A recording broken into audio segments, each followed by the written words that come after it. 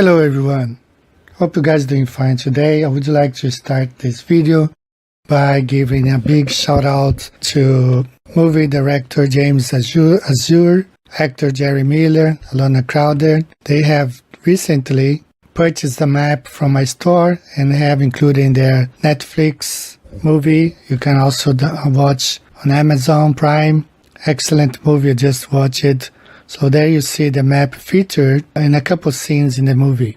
Thanks James, and thanks Jerry.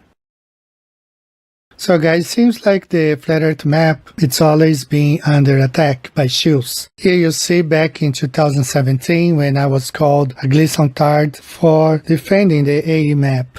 And this is Jake Gibson. You can debunk the AE map. Recently we had Mr. Jaron Campanella also attacking the Flat Earth map. Guess who is immediately on my list as the prime suspect shill CIA agent? Eric Dubé. It's the who brought us the map. So of course he's backtracking now. It's the map that he gave everybody. Where did I first see the AE map? Atlantean Conspiracy. Okay? Where did everyone else feel like they got their flat earth information from? Eric Dubé. So guys, what seems to be the problem is that these people do not understand what maps are for. Maps are not designed to display any celestial data. Maps are designed for land masses, not to display celestial data. So we live on a polar projection, and it's impossible to navigate around the flat Earth without a polar coordinate system. Now, some people would say, oh, you can create a polar projection from any point on Earth. Yes, but at the same time, those polar projections do not work because we need to base a polar projection at the North Pole, where the magnetic pole is. The compass makes a complete pass around the fixed point. It is determining your position and angle in combination with the sextant and square when drafting, aka cartography, and creating a map, all based on the stars and a single point in the center. That's why our system for navigating is called polar plane coordination. There is a fixed source in the center. Navigation is not possible whatsoever any other way. So just picture this. We have the center pole, and no matter where we are around the center pole, our compasses will point to the magnetic north or center. We don't even need any continents draw on this projection. All we need is the 360 degrees around the polar projection. So you cannot really debunk the map unless, let's say, you decide to visit South America, you want to go to Rio de Janeiro and Buenos Aires.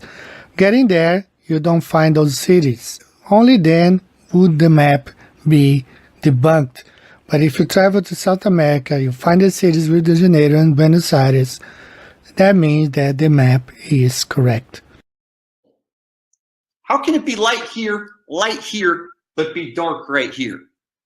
So Jake, where on there is the sun? When you say light, is it twilight, astronomical twilight, or civil twilight, or just plain daytime? Do those places claim the sun is visible? Maybe I need to download another app? You see, Jake, if the sun is in the middle of Ushuaia and Tasmania, then what you show is correct, and I will explain that to you here shortly. But if on the other hand the sun is off to one end or another, then that would be odd and worthy of an investigation. But wait a minute there, Jake. You are attempting to debunk how light works, not the map. The shape of the plane is irrelevant to how the sun and moon operate. You see, Jake, when you have an area with a reference point on it, in this case the North Pole, and you lay a grid over that area, mark down on the grid the points of the land masses, you are left with a map that matches the area, in other words, reality. The sun, the moon, the stars can do whatever they want, and they have no bearing on the map. No pun intended. Bearings require the geographic North Pole in order to calculate a direction. because the Earth is a flat plane. By adjusting for declination variation, you can navigate anywhere on God's flat Earth. This cannot be done using the South Pole. It must be north. This proves that there is no South Pole. It does not matter where on Earth you are, north is always your point of reference.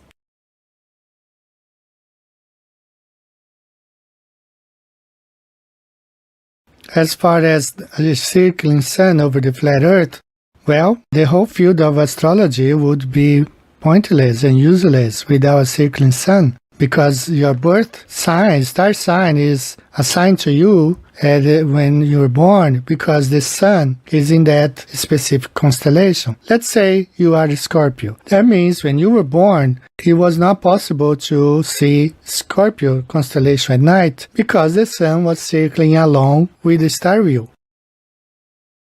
So to finish this video, I'm gonna play here what I have said back in 2017 to Jake Gibson, which is still valid today. Come across some videos about the AE map, and that's why I'm here today. I want to talk about the AE map.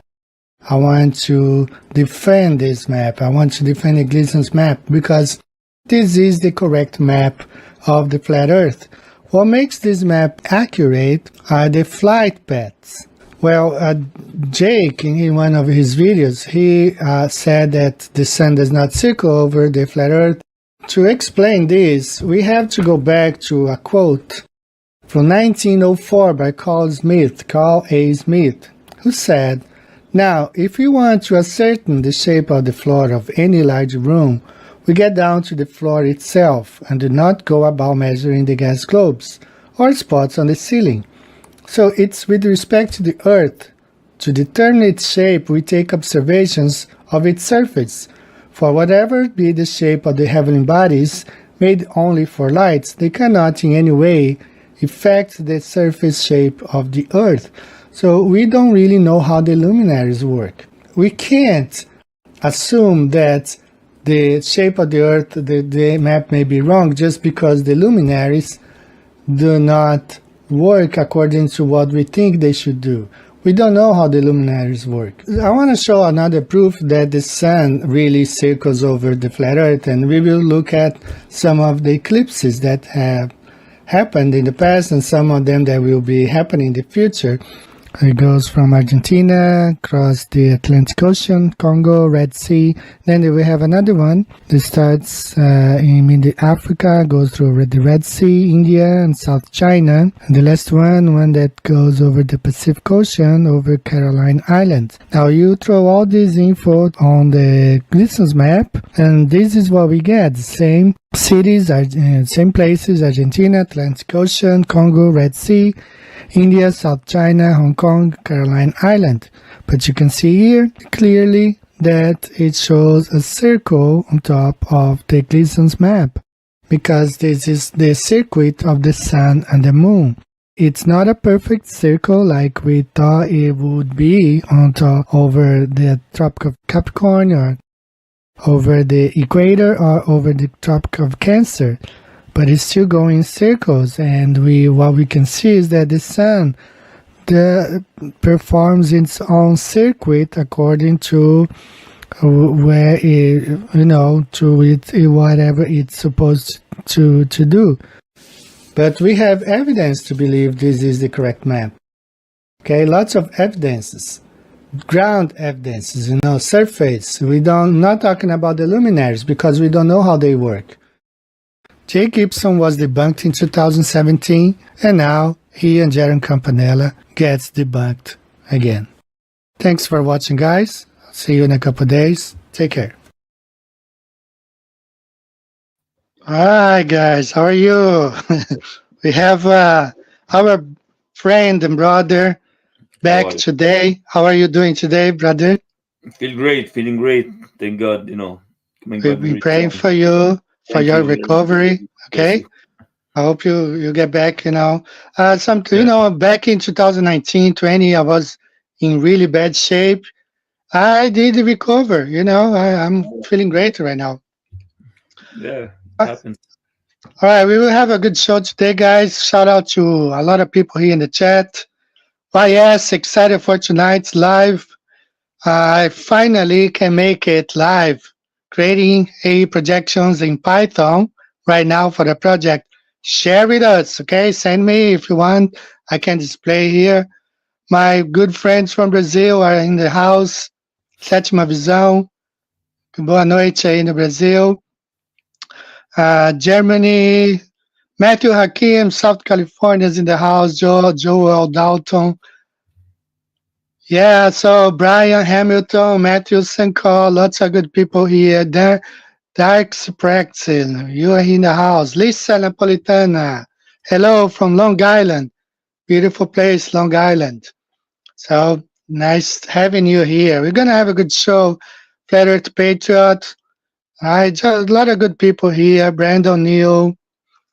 Eliahu 8. Hi from Mississauga, Ontario, Canada is in the house. All right, lots of good people. Mike Smith is here also. So, guys, we're going to have a good show today. We're talking about flat Earth is always good, always great. You know that, right, Sam? You know, makes you healthier. All right, so, guys, let me share a little bit things here that I have to share, and then we're going to go on, talk with Sam about flat Earth today. Alena Horizonte, also Brazilian flat earther, live in Boston. Shout out to you. Boa noite, my friend. So, guys, let me share this real quick here. First of all, shout out to movie maker James. Right here, good. Okay, James Azur and Jerry Miller, Alona Crowder. They have this movie on Netflix, also on Amazon Prime. I watched it this week. Mind and Distortion. When his romantic life is in jeopardy, an evil doctor will kill those who stand in his way by using a patient on an experimental sleeping pill. Directed by James Azur. And Jerry left a post here. I'm a big fan of your channel. I dropped you a line all back about the flat earth in movies. My son's movie, Mind and Distortion, is now available on Amazon Prime. Psychological thriller about MK Ultra. And several shots of your flat earth map, especially in the opening scene when I come into my office. I am in the movie. It's around an hour. If you get a chance to see it, I would love to get your feedback. Thanks for your work on the second, the present time. Thanks, Jerry. Jerry, I love the movie. You know, it's very interesting because we have researched about MK Ultra in the past. We have watched, several videos. So here's the movie, guys. Mind and Distortion, available on Roku, Fire TV, X Infinity, Apple TV, Cox, Rogers, Samsung, Amazon, a lot of platforms. And here is a take of the movie. Is the Gleason's map here in the back. Really nice to, an honor, to have, we've been talking about the A map. It's always under attack, always under attack, but we are here today to talk about that today. So also I want to shout out talking about the moon. Hi, Mongo K. So Eddie, I'd like your opinion on something. There may be more to the two invisible to the eye lunar nodes or dark matter bodies than we realize. The indicator mechanism actually shows the lunar nodes on its face. Rahu is marked on the device by the omega symbol. Ketu looks to be marked by an X symbol. Rahu Ketu in Indian astronomy represented the dragon head tail or north ascending node, south descending node. As we all know, the Antikythera mechanism is amazingly accurate and highly sophisticated. The ancient Greeks tracked the two dark body lunar nodes separately from the sun and moon for a reason. I'm starting to wonder if the lunar nodes are not only responsible for solar eclipses, but the moon phases as well. Perhaps the lunar nodes are very close to the moon and moving in the same direction and course as the moon, but at a slower rate than the moon. The moon eventually passes behind the lunar node completely, which gives us the new moon phase. The moon then reaches the other side of the node as it makes its exit from behind the lunar node and begins its journey to the full moon phase, where it's free from either lunar node, blocking its light for a few days. The moon then gets up to the second lunar node and begins the process again, since the sun is much faster and on a slightly different course than the moon, and its two nodes, solar eclipses last only a few minutes rather than a few days, like each of the phases of the moon. So I really liked this post, and I came up with this drawing here. What I start thinking it, perhaps these two, they orbit the moon, but not as a ball as we see, like two flat disks, you know, and they give the phases. I really thought a lot about this his explanation, and I am considered that this might be the case. I'm not making any uh, positive, arguments. I'm just thinking about it, and he might be right. Maybe they go along with the moon, but they kind of orbit the moon, goes behind the moon faster, and then something like this. I don't know. Things to think about it. So let me get to this some real quick, and then we will get together. So guys, as you know, the AMAP has always been attacked and by this guy here recently, by Jaron Campanella, okay? Jake made a video about me calling me a glissantard like some 8 years ago. But here I have a polar projection. This is what we need to navigate the flat Earth. This is a polar coordinate system.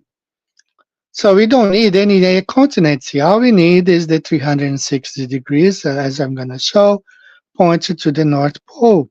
There's only one. Now, as I explained in the video, this is a polar coordinate projection. And that's all we need, all right? We don't need any continents here. All you have is your magnet's compass, point to north, and then you can navigate 360 degrees. And you can get the coordinates. For example, Tokyo is right here, 35 degrees north and 139 degrees east. That's where I am right now. That's where you have on a 360 degrees grid with the North Pole here in the center. I don't even need to draw any continents. New Delhi is right here, Perth is right here, Cape Town, Cape Town, 33 degrees south, 18 east is right here. You have 0 degrees, 15, 18 east, 33 degrees south. You got Perth, 31 degrees south, 115 east right here. You got 105, 110, 115 right here. And we have Rio, 22 south and 43 degrees west right here. I have both 360 degrees and 180 degrees east and west. So that's all we need. We don't need even the continents. So you have to understand that that's where we live. As somebody posted right here. Great video. Area attacks are always trying to presume the luminaries at their apparent position, yet flight routes, shipping routes, sailing sea cables show us the layout. The North Pole is our reference, not the sun. So the North Pole is our reference point. Starting from here, going in all directions, that's where we live. It doesn't matter how it ends here, if it's square, if it's triangle, if it's, but we have a 60 degrees south here, it's the limit where we can get, and 60 degrees from all directions, so that's where we are right here. All right, so Sam, welcome to the show, brother. I hope you understood what I was trying to explain here with the polar coordinate system.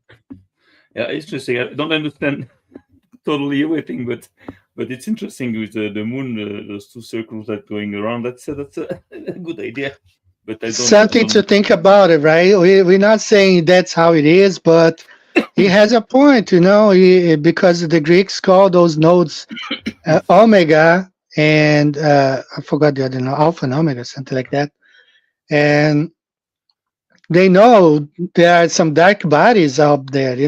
Even the Royal Astronomical Society of London published back in the 1700s, and the French astronomers also published that they have identified and some dark nodes, around which is non-luminary, and they are probably the ones causing, the lunar eclipse. And the way he came up, and said, well, that's something to think about it. Well, there's one thing that's sure, that we don't know much. We don't know much today.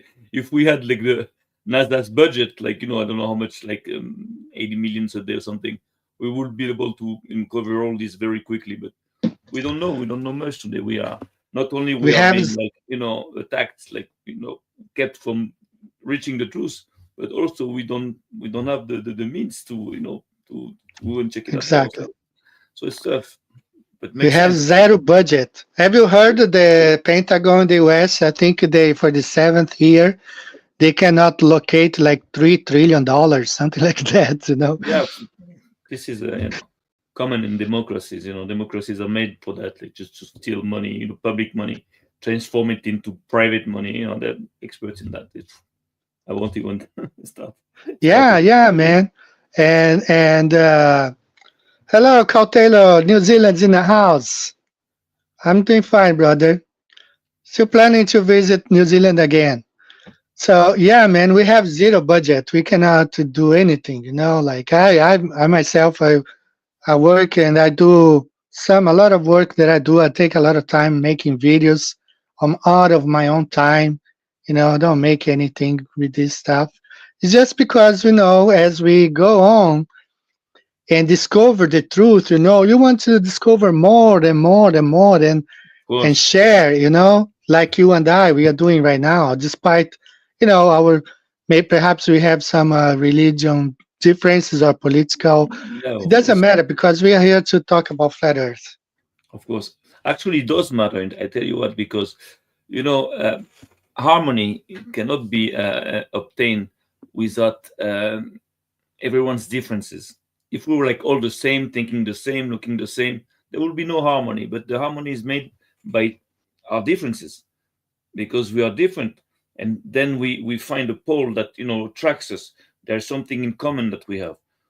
Of course, we don't have the same beliefs, the same tastes, in food, the same, but we have things in common. And this is, in what we have to invest, to know what binds us together, and the truth, I believe, is the main thing that binds mankind together. I believe the truth is printed into everyone's DNA.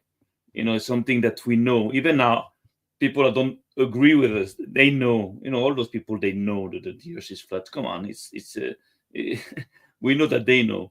So, but then they have their reasons to fight it, because they have other priorities, other agenda than to promote the truth. But for me, the truth is the truth. You cannot fight it. You have to defend it, promote it, and that's the only way to evolve towards knowledge, towards good, and that's the way it is. So thank God we have books of people through times that, like us, also wrote things and wanted to record things in order for these facts not to go to get lost.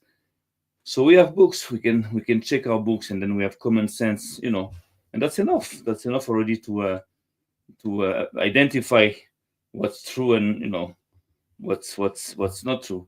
And that's what we're doing. Thank God. So yes, we can do something even greater. So somehow it's good. It's good that we are waking up, and and that the research for the truth brings all kinds of different people. Imagine, like, all kinds of people. You have, okay, forget about religion. You have also races of people that are actually in war. I know Palestinians also that we agree, we get close to them because they realize also that the Earth is flat, and this is a big lie. So besides all our differences, all what's going on, so this brings people together. So this is amazing. That flat Earth thing is amazing. Yeah. All right, guys. The Congress had a hearing, a couple of days Yes. ago, saying that there are aliens under the ocean, and you guys, you have to be this week. I'm gonna put out a lot of compilations. Your TikTok, a lot of people talking about. I just want to know all those scientists who have been pushing outer space all this year, that alien life, and now you have the Congress saying that aliens live under the water.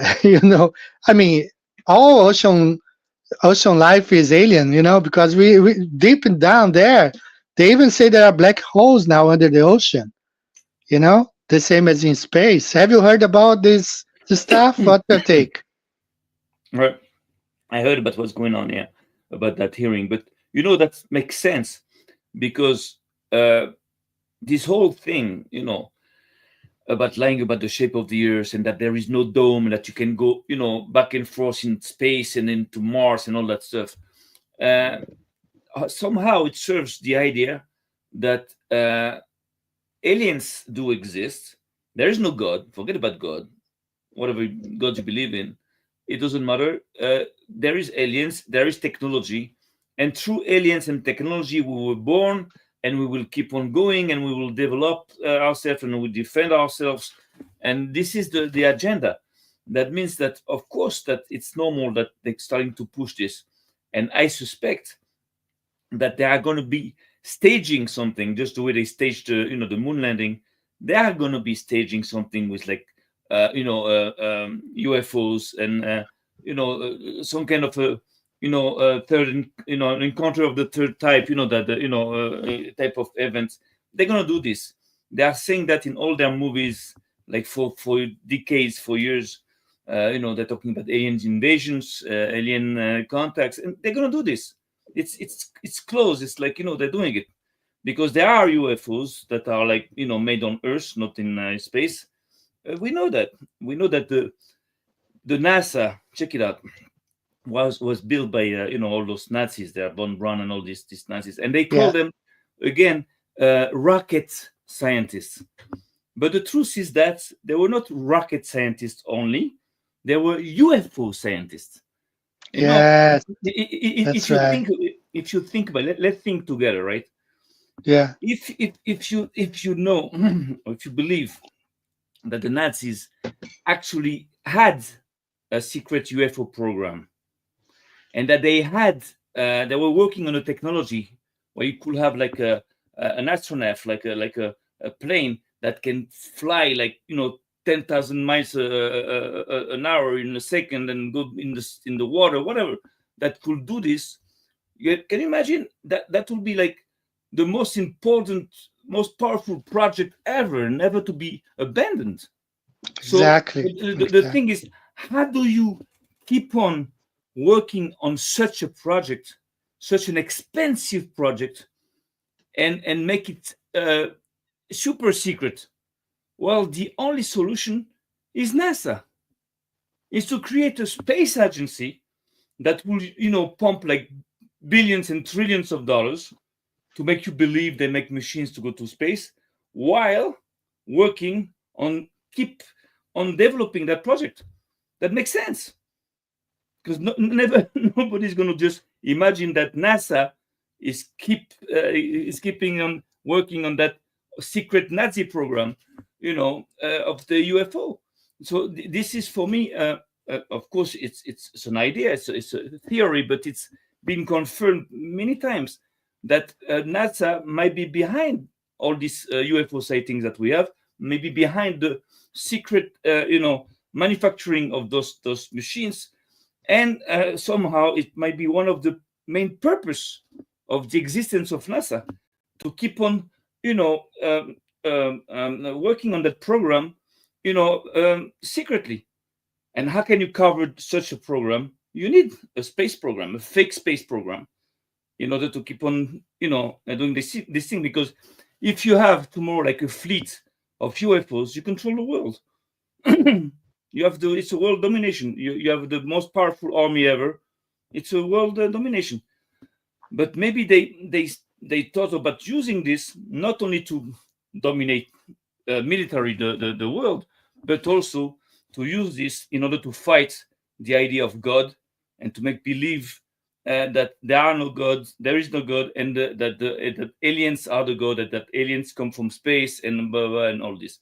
So they are staging something. That's why it's so important for them to fight the idea of flat Earth, because flat Earth kills that project.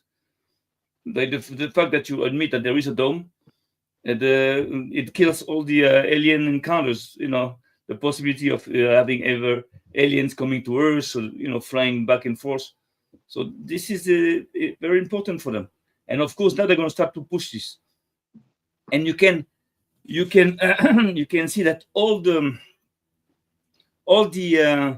world leaders, like Putin in Russia, here we have Benjamin Netanyahu, Donald Trump, and all these guys, actually they all agree on that point, that there is the possibility that aliens do exist. There is no dome, there is a space, and we can travel into space. They all agree on that. Why don't they have like secret services? Don't they know that the Earth is flat? Can they find that for themselves? They do have. Russians have the FSB. Yeah, they Powerful know. secret They service. know. If we find that out, they cannot find that out. But Yeah. no, they're all making war. One once against the other. But when it comes to that point, to talk about if there is a dome or if the Earth is flat, no, they all agree. That's the holy lie for them. You understand? That's the holy grail of lies. They're all united around that lie, and this is why we have to be careful. I love Trump. Everything he says, everything. How can you not love it? I'm 100% with him. It's all the reforms he can do and everything. I have no problem. But when he starts talking about having like a space force, because he says like this, like making the shape of the dome. So when he has a guy like Elon Musk that says that he sends like jeeps on Mars, or I don't know. So this is when I detach myself from them. That I realize that they're all part of the same agenda. So maybe they're gonna do some reforms and do some good on the way, because there is a market for now. People are waking up in the world. A lot of people are waking up. So it creates a market. So they're feeding that market. So they're gonna do good things for the country and for the world, but without deviating from the main agenda, which is to make people believe that, there are aliens and there is no dome and all that. So we have to be careful. That's why flat Earth is very good. It's a very good filter. This is when you can see who is who. You understand? You can push them to see who is who. And we have to be careful. That's all, because the war that we're living against is a war against God, against the principle of God, against mankind. So we have to be careful. Yeah, you said something really interesting there. Flat Earth is like a filter, you can see someone is really searching for the truth. I've seen people who criticize the government, but then defends NASA, when it comes to flat Earth. Oh, no, NASA, I trust NASA, you can't.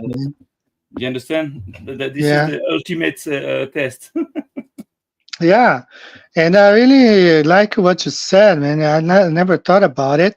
Well, we know that the Nazis were working this electromagnetic fluctuation, objects that fly through electromagnetism, and they had already developed that technology, and they decided, all they had to do, they split half of the science went to the Soviet Union, another half to the US.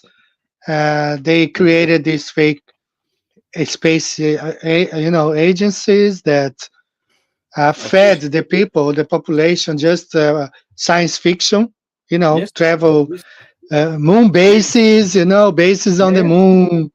That's all science fiction. Of course. While they were working the real thing. Of course, it's like the real science. It's fiction, and the fiction is real science. It's like Yeah. That's all twisted.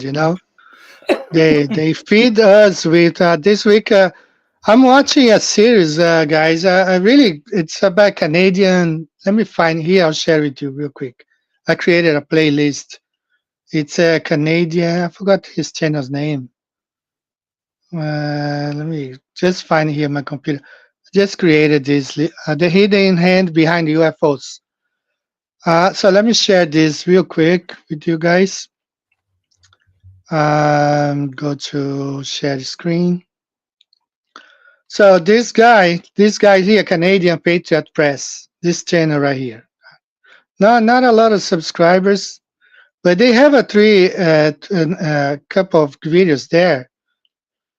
And I created a playlist. I'm going to share this playlist here for you.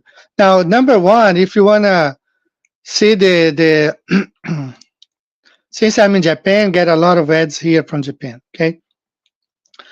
So, episode 1, Lifting the Esoteric Veil, talks a lot about the connection of the recent UFO agenda and false gods, of the past, fallen angels, all that stuff. But the episode I really like is this number 2 here.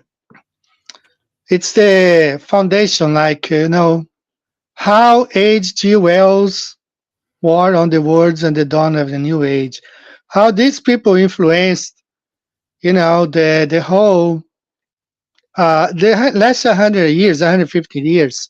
Even Darwin was inspired by these guys, the sci-fi people. So I'm going to go ahead and share this with you guys if you want to watch it. It's worth watching. About 51 minutes. I haven't watched it, episode 3 yet. I plan to watch it this week. They don't put out a lot of episodes at once. It takes like 6 months for them to upload an episode, so there are only 3. Okay, so it's worth watching. So I'm going to go ahead and paste this. So this whole thing, man, about UFOs, all based on science fiction. Travel to other planets and bases on the moon and Mars and all that stuff, man. It's all science fiction. Exactly. So Canadian, I don't know, alien agenda, something like that. I just paste the link there, guys, if you want to watch. I liked it. I watched it, number 2 episode. I haven't watched number 1 or 3. I went straight to number 2. And I also have another video I have in my channel, I uploaded 4 years ago. Man, there is a whole story of the science fiction since the 1600s. What we see. I'm going to play the video. Very interesting. I don't know if you have watched this one here yet, Sam, but listen to this guy. He was invited to write a book about the sci-fi people. So watch this guy here, real quick. Next, William Burroughs, author of This New Ocean, The Story of the First Space Age. It's a book on the history of space exploration, from ancient myths to German V-2 rockets. Mr. Burroughs is a professor of journalism at New York University and the founder and director of its graduate science and environmental reporting program. Would you please welcome William Burroughs?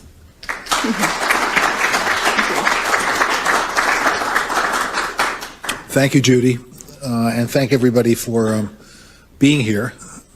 One of the things that runs through the entire history of the space age and before the space age is the direct relation between science and science fiction.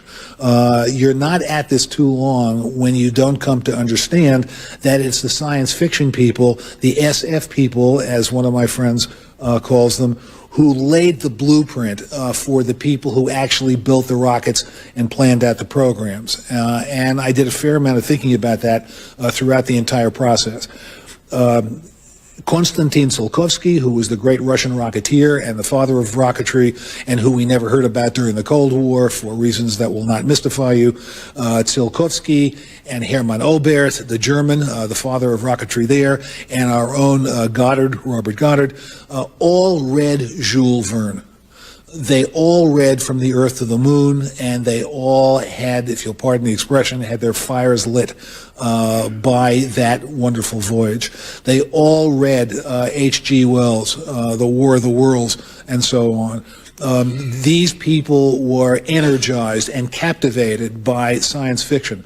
I started the book off, in fact, going back to Daedalus, because I had to come to grips with why exactly do we do this.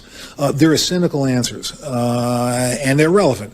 One is that corporations in aerospace want to make a lot of money. Another is a lot of generals on both sides wanted to get the high ground for a supposed advantage, whatever that meant, and we're still not sure we know. But beneath that, there were the dreamers, there were the sci-fi people, there were the people who wanted to go for what reason? This is what I had to try to come to grips with, and when I went back to Daedalus, when I went back to Greek mythology, it occurred to me that one of the reasons is transcendence. I came to realize in the course of researching the book that what I was dealing with was not in reality, was not hard-nosed businessmen who were trying to keep their stocks up and generals who were trying to one-up the enemy. What I was dealing with was members of a religion. And that's exactly what this undertaking is. What else to call people, I'm talking about serious engineers who design colonies on Mars and interstellar missions that they know they will never live to see? What else to call them but members of a religion as people in the Middle Ages started to build cathedrals they knew they would never see finished? And what is the trait that has propelled this all of these years? That's what I got into, and the rest of it is the top of the proverbial iceberg. All right, did you see that, man? So all this makes me think. I tell you, when we talk about evil, talk about what's bad. Okay, what is evil? What is the essence of evil? I tell you what I believe I understood by learning the Torah. Evil doesn't exist in itself. I tell you, it takes form into the distance you put between you and God.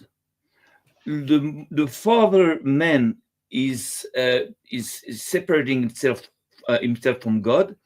The bigger the distance between him and God, the bigger the evil takes form. That means that the evil is the separation. It is born within the separation between God and man. The farther the man is going to go away from God, and the greater the evil is going to be. So now, if you know that one of the names of God in the Torah is truth. It is said in Judaism that God is truth. It's one of his names. So of course, lie is what is at the opposite of God. So the bigger the lie, the more there are lies, and the more you create a distance between God and mankind, and the more evil you create. That means that by making people believing lies, the principle of lie is to create evil and to separate mankind and to separate the creation from its God. That's the point. So lying is not just like to make money or for whatever agenda. It's like that guy says, it's a religion. It's a religion of evil. Lying is a religion of evil. Is to create evil, to make sure that God and man will be separated. Won't have will have less and less connection, and then will start dying. You only can start dying when you close to God. You don't die, you live forever. But when you go away from him, so you start dying. So lie is a way, it's a path to death, and is a path to evil. It's very important for them to maintain lies on everything. Just lie about everything. You understand? Just maintain that evil, and make sure that we can kill God like this, like we can chase God's presence from among us. This is an ideology. This is powerful ideology. Exactly. He wants a world with their own gods, create their own gods and forget about the creator. Of course. Yeah, that's what they've been doing. So there was this guy, William Burroughs. I think that was in the 80s. He was invited to write a book. He was invited by the White House, and he spent several months with the astronauts and NASA, in interviewing them. And that's his conclusion, that he was dealing with people who really are into science fiction, and they have all this money, you get all these billions and trillions. Which is also virtual. Our son money is virtual. It's like it's crazy. It's like Yeah, give all this money to these guys, and they built rockets, and it's transcendental. That's what he says, because you build rocks to go to places that only exist in your mind, and that's what they do. They build those rockets, and I don't know if you spent years in the U.S. as well. I had the chance of visiting NASA back then. I believed in space, all that stuff. So I went to Huntsville. They have a NASA Space Center there. That is actually where Werner von Braun was based. That's where he created all his rockets or whatever. And I went there 2 times, and I believed all that stuff. I saw the rocket, man. When you go there to visit outside, they have those big rocks. Wow. I took a picture there with my wife, and my daughter was a baby.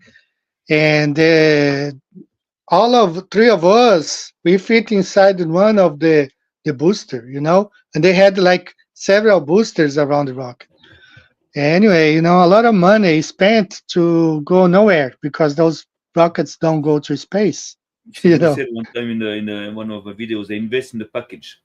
When because the rocket is real, you can see it, you can touch it. Yeah. So they invest into the package, but there is nothing in the package. If you want to sell like a fake diamond, you put a piece of glass into like a $10 million package.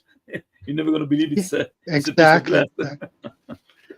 Like they say when North Korea, those countries, when they do those parades, military parades with those big rockets, they claim that it's empty, it's just a shell. Yeah. It might be, it might be. But the thing is that's important. We are growing up, we are just kids growing up, like, we are like just teenagers, trying to, realizing things, and but when you start growing up, you start realizing that all we've been believing in is fake. It's like it's engineered. It's like it's engineered lies. Then you have another problem. It's like why, like how come they invest so much to lie?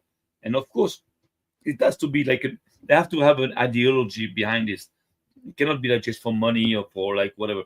They have to have like kind of religion, kind of belief, these people, to hold them together, and they do.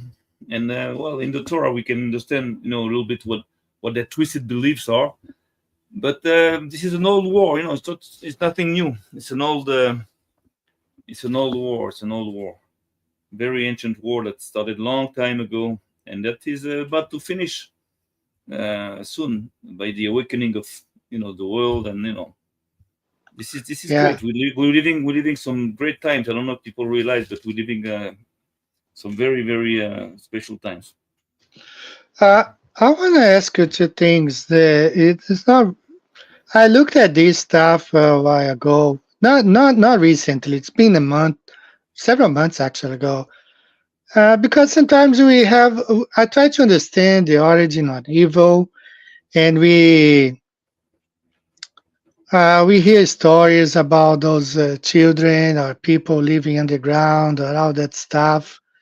And somebody posted a comment here. I think that it's argument for somewhere else. Mike Rigria, Satan hates both of us regardless of how we believe in God. People often forget that. So it's like it doesn't matter if you're Jewish or Christian. Satan hates both. He hates God's creation. You know what I mean? Well, my point is like, what does I don't know. This is Dave the Ike stuff.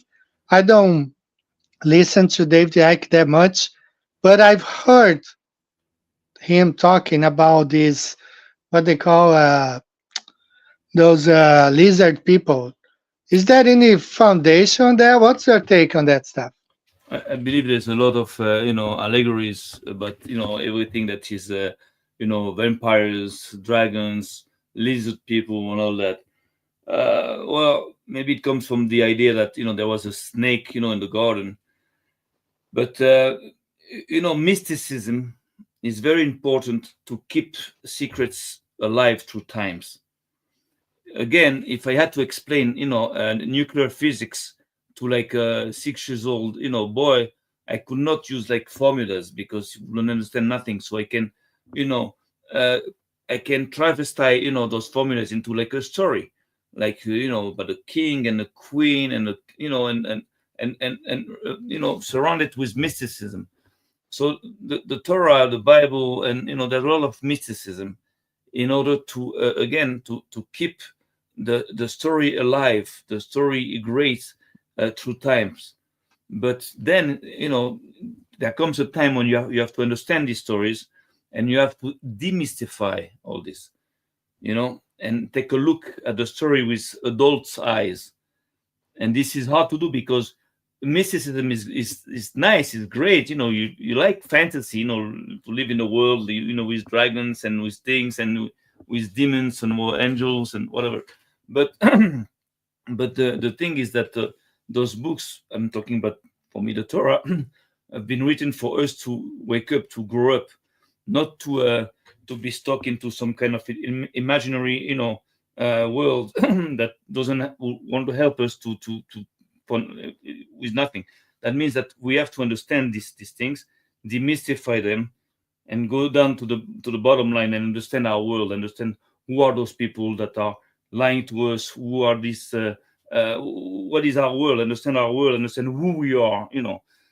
So we have to demystify. I don't believe in lizard people because God doesn't make monsters. He makes human beings, and human beings make monsters. But God never created monsters, never created the dinosaur, a world of dinosaurs where there's only like monsters killing each other and with no purpose. You understand? Everything that God makes is perfect, and there is a purpose to it. There is intelligence, there is goodness, there is wisdom, there is everything. So we have to understand all this. I don't like vampires, all that thing. I don't believe into all this, even though there are people that can imitate that kind of life. Yes. But it's not. We talk about demons also in the Torah and also in Judaism, and also to my mind, it's like wrapped up in mysticism. I translate you demons in the Torah. A demon is like a person without a face, without a shape, without a form, that's not visible to the human eye. So you can translate that by talking about all these people that do not exist. They don't have any flag. They don't have any country. They don't have any names. But they control the United Nations Security Council. They control the science. They control the government. But they don't exist. Those are what we call demons in the Torah. It is said that Solomon, the King Solomon, had control over the demons, and he used to take them and talk to them. There is a stories about that. But what are demons? Demons again is people like living underground, into sects, into secret brotherhoods, into secret groups of people and undergroups, and these are called the demons. The living people is human beings, but that live in secret, without form, without a name. A human being has a name, has a house, has a reputation, is known. But these people are not known. They have no names. They just like live in the dark. So it is they are being described as demons in the Torah, in the language of the Torah. So all this is, when you think about it, if there was really demons the way we believe, for me, what would that help me? In what that would that help me? To know that there is like a world with another dimension, with demons and everything. Maybe there is. I don't say no, but this is an information that I don't need for now. I don't need that information. I don't need that knowledge.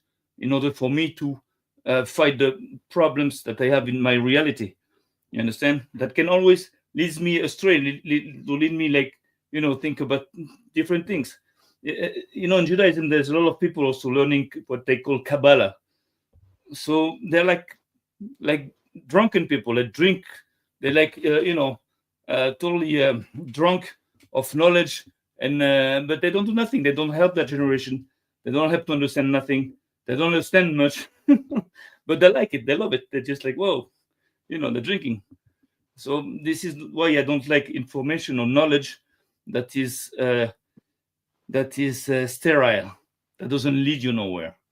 There are lots of knowledge, true things to learn, but that will lead you nowhere when you learn them, in real time, because you don't need that information at the present time. You will need it maybe later, but not now. So I'll just like to focus on what I need to understand now to fight and my problems today, and to help my generation with its problems, today.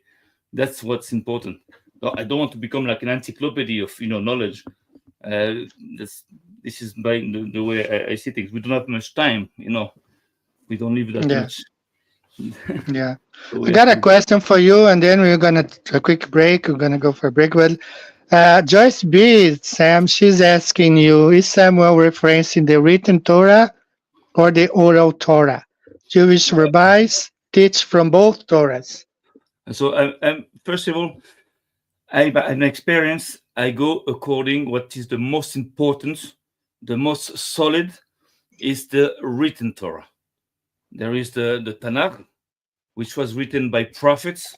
Prophets are people that are directly being given the order to write by God directly, while the rabbis, they're doing like what we are doing. They are investigating, and they understand things from within things, and they make sure that the Jewish people is going to be able to live through exile without assimilating itself. And this is what they've done, with success. So again, the oral Torah it's a bunch of laws made for the Jewish people, not for the others, just for them, in order for them to be like in an ark, through exile, and to come back into their lands. And it is said that at the time of the Messiah, all those laws will vanish. There will be like only like a few laws that stay, like the Purim holiday, and that's it. Even Sukkot and most of the laws that are from the written Torah will not be applied. Won't be used. So that means that the religion is just like a way for the Jewish people to survive in exile. That's all it is. That's what and it is important, because through the oral Torah you have also a lot of information about the written Torah that you can understand. But mostly, if you want to understand the things, it's like in the written Torah is much more precise, it's much higher, much powerful than the written Torah. Okay, so we're going to take a quick break, 5 minutes, listen to a song, then I'll come back to Mark's question, and YS also, she has another question to Sam. But we're going to go for a short break right now, and we should be back in about 5 minutes. All right, so let me choose a song here for us. That's going to be this one right here.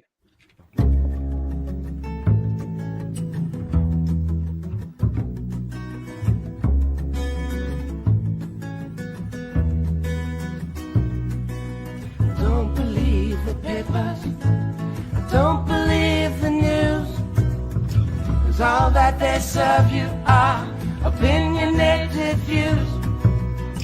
Don't switch on my TV, 'cause all they do is lie. And I don't need no programming telling me what to buy. But I believe the truth will set you free. I believe the truth will set you free.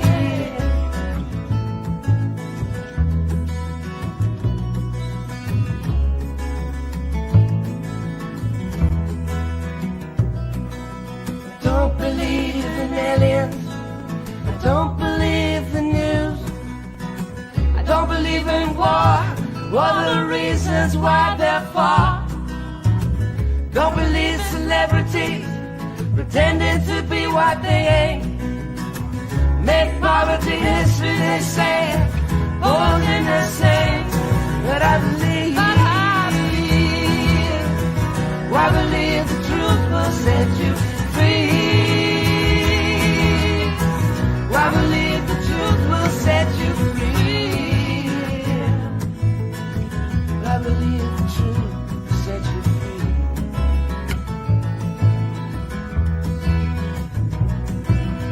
Don't believe the justice system will give you what you deserve. It's all run by bad judges and Lucifer they serve. Don't believe banks are honest, it fleets you to the bone. But when there's nothing left to get, they'll even take you home. But I believe the truth will set you free. I believe the truth will set you free. I believe the truth will set you free. I believe the truth will set you free. I believe the truth will set you free. I believe the truth will set you free.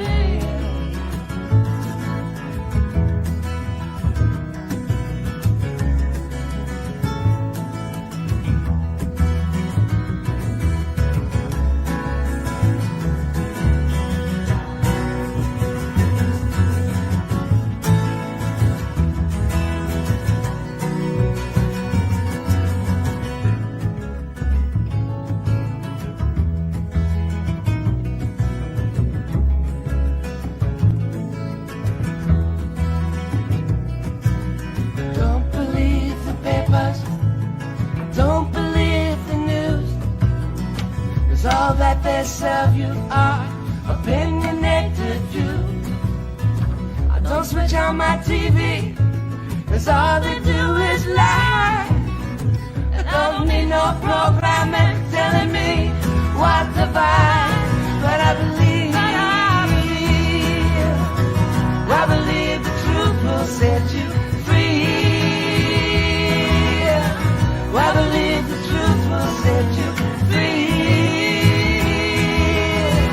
I believe the truth will set you free. I believe the truth will set you, free. I believe the truth will set you free. I believe the truth will set you free. I believe the truth will set you free. I believe the truth will set you free. I believe the truth will set you free. I believe the truth will set you free. A story you may have seen online. It claims a new startup plans to sell sunlight after dark, and it's true.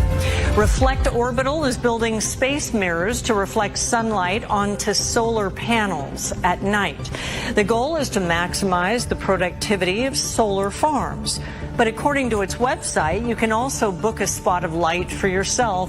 The company's first satellite is still being developed, but it says that it had a successful experiment using a hot air balloon with a large mirror. It plans to start delivering sunlight after dark in the fourth quarter of next year. It will be available for only 4 minutes and cover a diameter of about 3 miles. All right, guys, that's the sun simulator right there. One of them, and that's a private, right? That's a from a private company. If your private companies are doing that, imagine what the government has been doing, you know, for all these years. Russians have done that back in the 90s, 80s, and 90s. Hi, guys, support the channel. Get a map here, just like in the movie now, right here in the back here in the movie. So get at least a map today. help the channel a little bit, and make your living room beautiful. Start up a conversation with your friends. Gonna paste this here on the chat, and we're gonna move on to the final segment of the show today. So I'm not really familiar with that word, Sam. Couldn't even because my eyesight's really bad. Konoite, I can't even read it. What is it, like Karai? I don't know. She said something like, I just answered that in the chat. I don't know if it appears. yeah, I saw it. I saw it. I'm not familiar with the word. Karaite But is like, it's a Jewish sect of people that said that they don't want to learn nothing about the oral Torah, just the written Torah. So whatever is written in the Torah, they apply it and they take it as like plain commandment. But it doesn't really work. In the Torah, you have also to adapt things. There are things that are written into a very high language, so you need to interpret it in order to, again, to live a life, a Jewish life, because again, Judaism is not like a religion; it's like more of a way of life. It's like presenting everything you do, everything wherever you go. You have laws, you have like thousands, hundreds of laws, and it's like it's more like a way of life. To on one side keep secrets that we're gonna need to understand at the end, but also in order to keep also the people, Jewish people, of being, to keep him alive, because in the beginning there was like 70 nations, pure nations that God created, but they're all mixed up today. They all disappeared. We don't know who they are, don't know what they are. They're all mixed up. People are just like, mixed up. So we don't know what they are. So, when you have a people that do not assimilate and keeps himself the way it should be, so that's important also for the outcome of these things. So it's very important for the Jewish people not to assimilate, even though today there is a lot of mixing, but that's mostly the point the way I understood it. But again, for me, the most important thing to understand is the written Torah, the one that was given by God Himself, not the one that was interpreted by great scholars, but men. Because the oral Torah is not written by prophets. It's written by wise people, like scholars. That means by their own head, their own reasoning, which is good also. It gives you like insights about a lot of things, but it's a lesser, degree. It's the main thing is a written Torah, of course. And in Hi, Joyce. I hope Sam has answered your question. Mark, I lost yours here. You asked me about Project Being. I believe my interpretation is that whatever they will display in the sky, it's gonna be Jesus Christ for Christians. It's gonna be Buddha for the Buddhists. It's gonna be I don't know who for other religions, for the Indians. I think they're going to deceive people, displaying something in the sky, and to unite all religions. I think that's what they're going to do. Well, just the fact to propose this is like playing God. They're just saying we can control the nature, we can control your creation, we can do whatever you want, we can bring the sun in the night, and we can do whatever we want. And actually, it's the same speech than the snake had. You will be like gods. You will know what's good and bad. You will be like gods. This is the main message. You like gods. You can do everything that even better than what God did. That's the point. It probably won't work. That sun in the night is like it's going to be full of problems, technological problems, and yeah. But the main thing is that we can do it. Mankind, the man is the manpower, we can do it. We don't need God. You understand? That doesn't matter if it works or it doesn't work. If they sell that, if they don't sell it, they just go out of business. But the message is passed, we can do it. That's the main message. I believe it is. Yeah, that's right. Imitating God's creation. Yes, exactly. Imitating God's creation. Of course. All right, so the discussion here is something else. Yeah, I got here. Mike, I found your comment. So that's what we were talking. They're gonna No, display something up there, that's why I well, wanted to play this short advertisement about the sun. That soon the private agencies will provide you sunlight 24 hours a day wherever you are. When a daytime and night here, you order, they will shine the sunlight here at night. That's pretty crazy. I don't know. to to to Man answer playing God. to answer to Mark, yes, of course it is. Just let's think, you and I. Okay, if you were in their position, okay, you want to kill the idea of God, you want to kill the idea of Jesus Christ, of Buddha, and with kill the idea of religion because you want to create a new religion. So how are you going to do? How can you do? Just like to put a picture in the skies? I don't think it's going to be enough.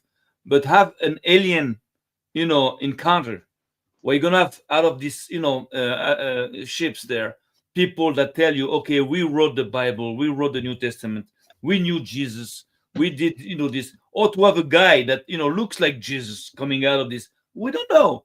That's the that's the ultimate scam. Yeah, That the would be, scam.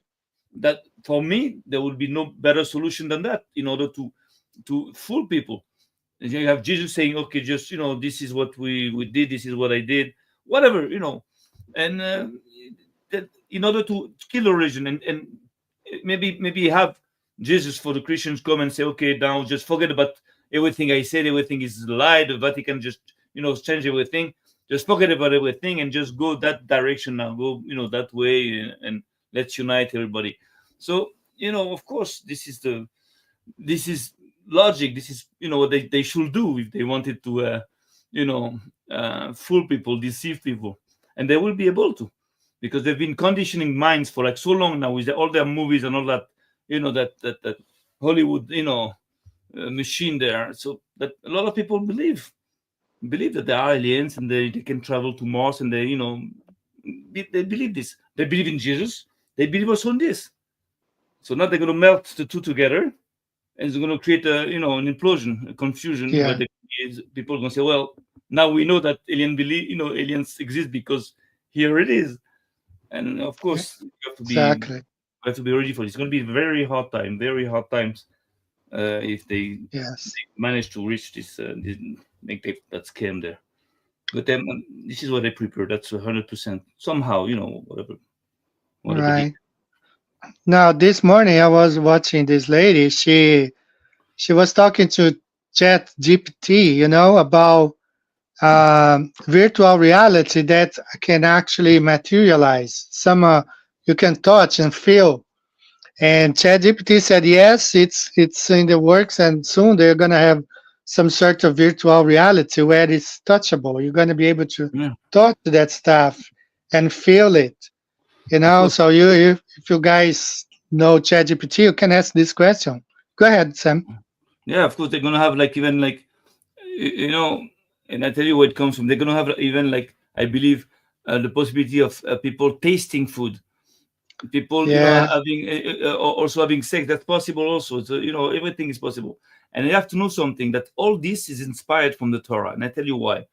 In the desert, the Jewish people, they used to have I'd say the people of Israel, much more correct.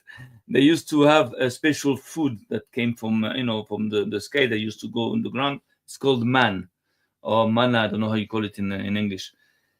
And it is known in Judaism that when they used to eat this, they used to imagine whatever they wanted, and that they had the taste of whatever they imagined. That if you like hamburgers, so it tastes like hamburgers. If you like chicken, or you like ice cream, whatever, it tasted exactly the way you imagine that of what you like.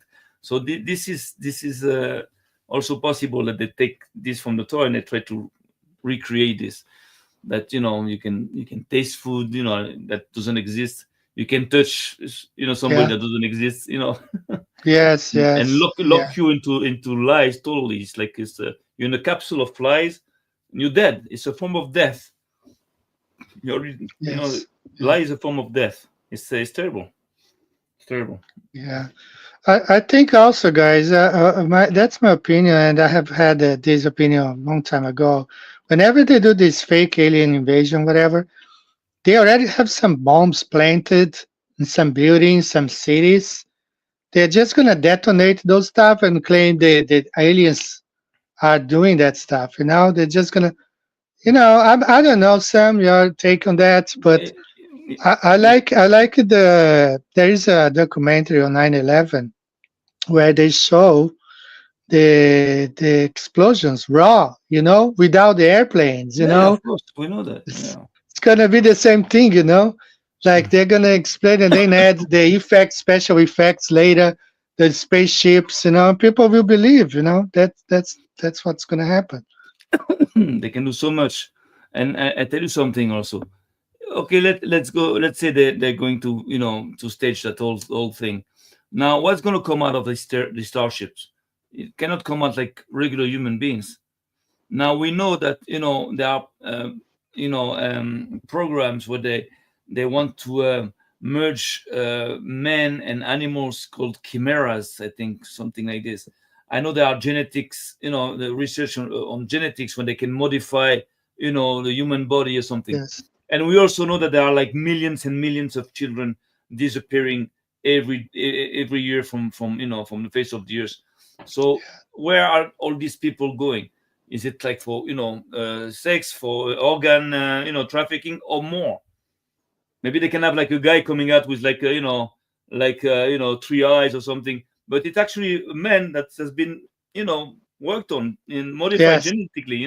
So people are going to see that because of course those are aliens. That cannot be a human being, Yeah. with like 4 hands or something. But actually, Yeah. you don't know what they can do with genetics.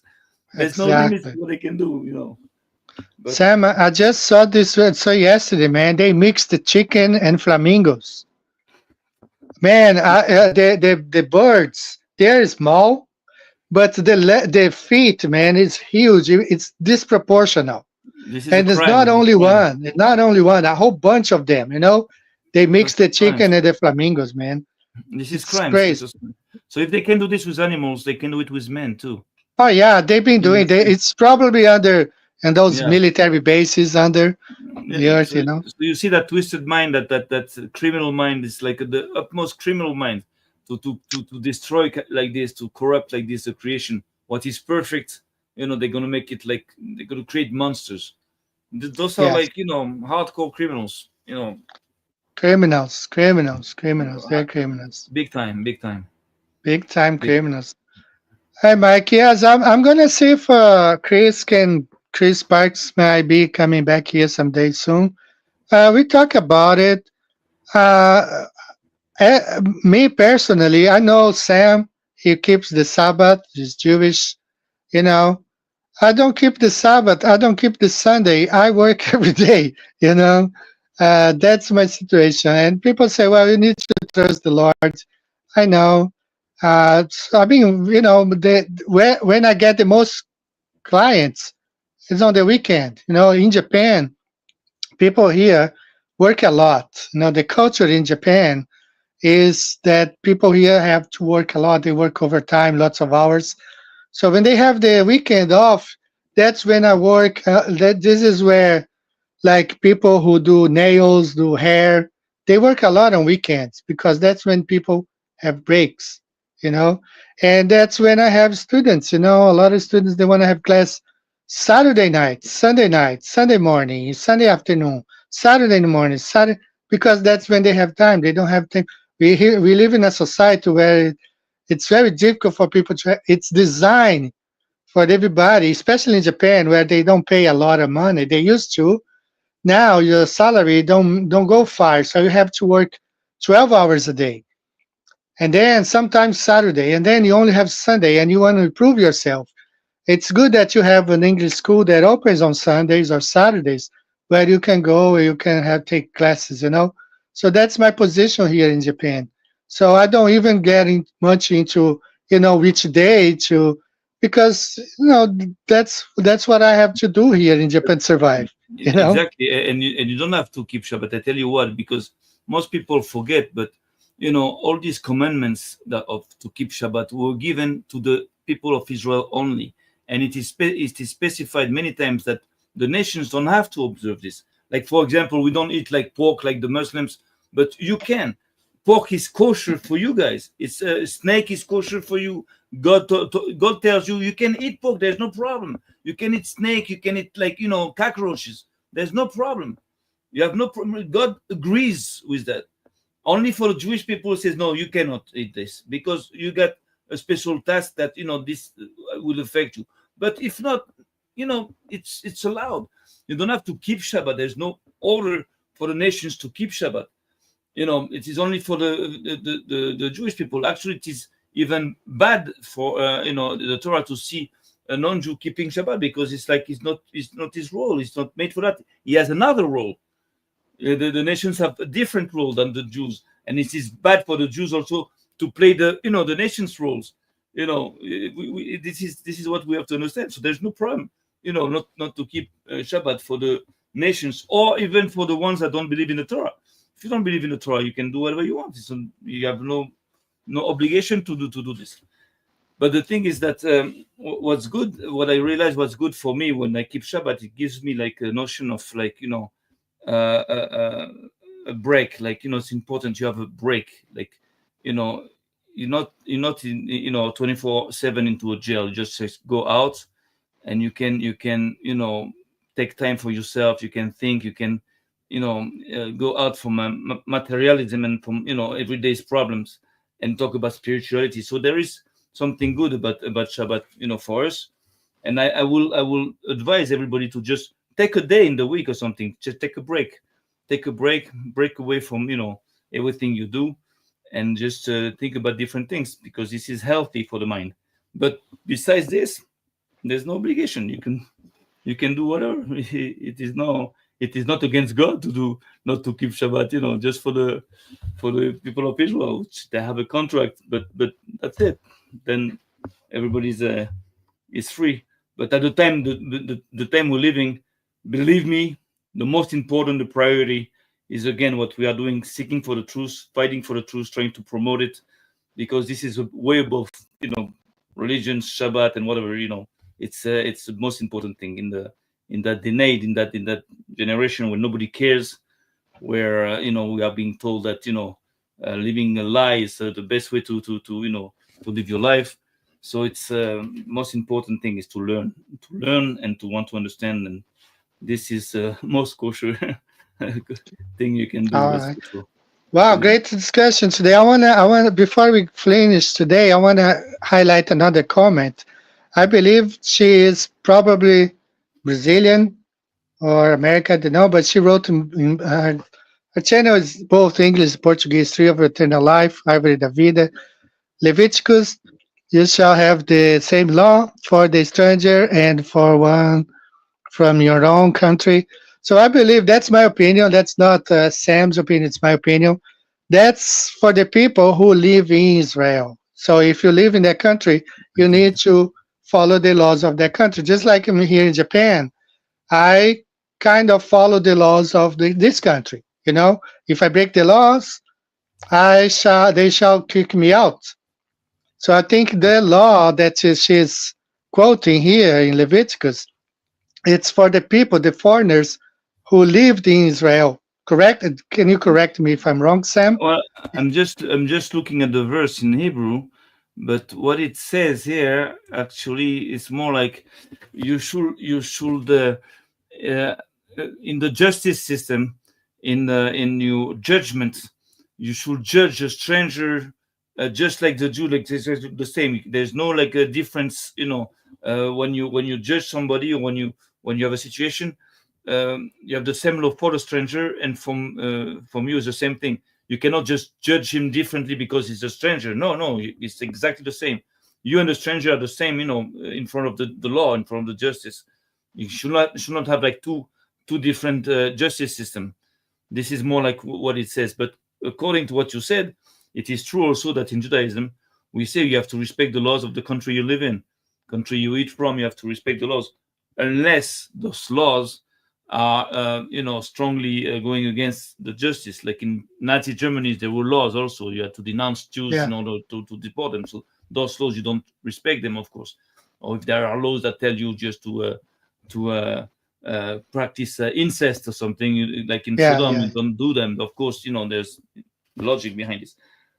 But according to Leviticus 24:22, it's about the justice system, the judgment system. You cannot judge someone differently because he's a stranger. It doesn't belong to you people. You will judge it exactly the way you judge, anybody. So there's only one justice, for all, justice for all. All right. Thanks, Tree of Eternal Life, for your comment. I hope we have, answered. Guys, I think we had a great show today, Sam. We pray that you recover, man. I don't know if you have to go through surgery or not. We don't know. We'll wait and see. Yeah. But I'm really happy you were able to be here today. Thanks so much. I always enjoy talking to you, we always get a lot of good things when we talk. Guys, thank you, every one of you who are here today. Claire, you joined us from Australia a little bit late, but you can go back and watch the beginning of the show. Thanks, Matthew. Hakim will be here with me next week. We're going to talk about those eclipses in the North Pole when the sun is supposed to be at the Capricorn, Tropic of Capricorn. So a lot of stuff planned for the show next week as well. Sam, please, I want you to go ahead and say your last words for the public who were here today. Well, always the same. Just you know me now. What I'm saying is that now we know that the Earth is flat. We know it. We know we know it very well. So now I'm mostly focused on what's next. What do we do? How do we take back our world? How do we fight back those people? And how we just go on to aggressive mode more and more, like in offensive mode, more than just defensive. So this is what I'm working on. We are almost done. I told you that we are doing something here in Israel. We're creating a big internet site. We have a big project, very ambitious, but see what happens. And it's almost done. There's a few technical issues, but I'm just saying that we should concentrate. We should just focus on what's next. What do we do now with all that knowledge? How do we use it? And that's for me my main preoccupation now. All right. So, Sam, I'm looking forward to having you back here, all right? So, guys, that's it. I'm going to close with the song. When the song starts playing, Sam, I'm going to kick both of us out of the show. So thanks, guys. I'm going to go ahead and play David J. Carroll. We'll be back next week. Matthew Hakim will be here. Going to be talking about those eclipses again. And Flat Earth, this channel is about Flat Earth. We will always be talking about Flat Earth. Guys, thank you so much for being here. Love you all. Take care. See you next time. All right.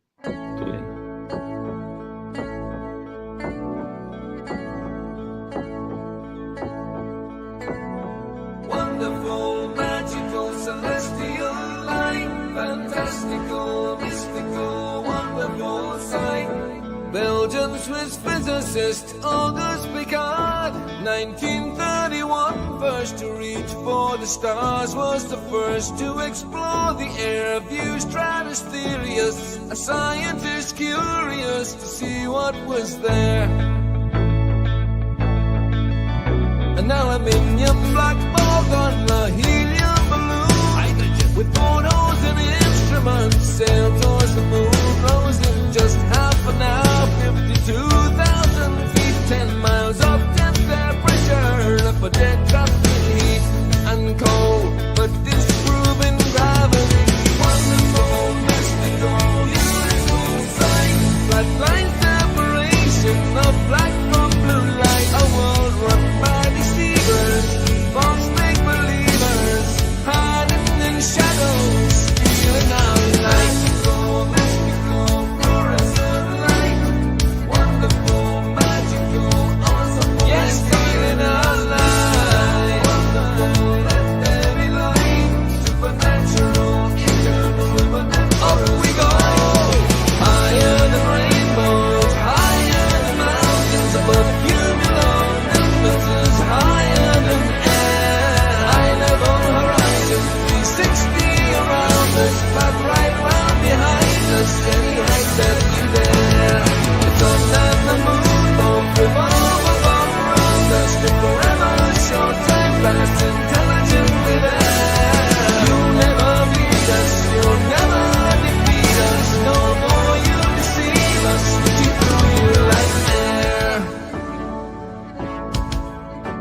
Skipper and Picard were the first ever known to reach up there. Divine, luminescent light, mystical, wonderful, celestial light. So what was their eternal testimony? What did they report back to humanity? Said it seemed like a flat disk far as eyes can see, with an upturned edge fading into infinity.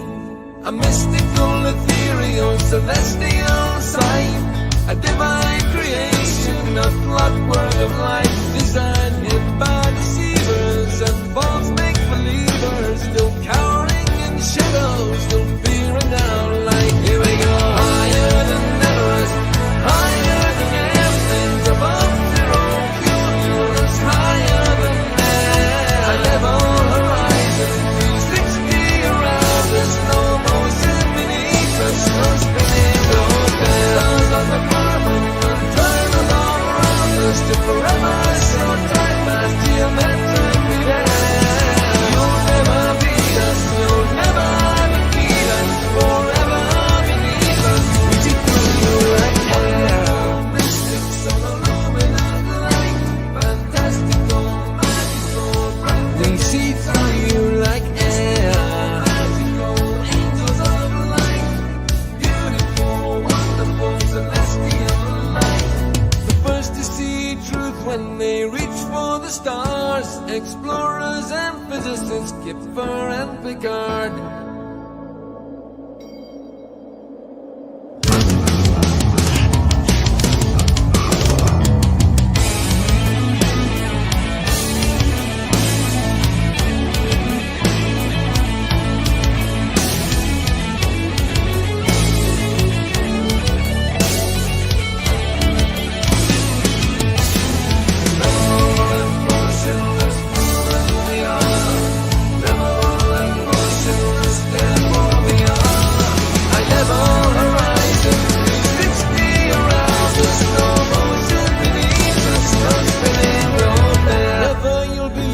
Never you'll defeat us, forever beneath us, we see through you like air.